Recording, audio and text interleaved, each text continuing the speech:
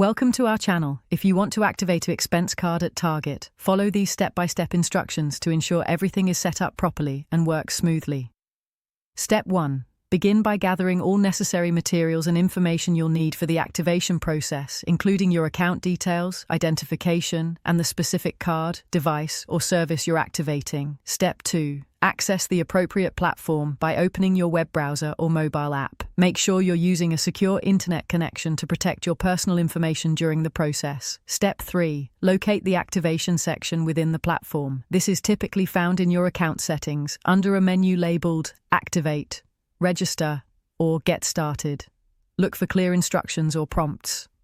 Step 4. Enter all required information accurately, including card numbers, serial codes, or account credentials.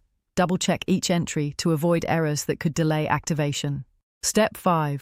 Follow any verification steps that appear on screen. This may include receiving a confirmation code via text message or email, which you'll need to enter to proceed with activation. Step 6. Review all terms and conditions carefully before accepting. Make sure you understand any fees, limitations, or usage policies that apply to your activation. Step 7. Complete the activation by clicking the final confirmation button. You should receive an on-screen message indicating successful activation, along with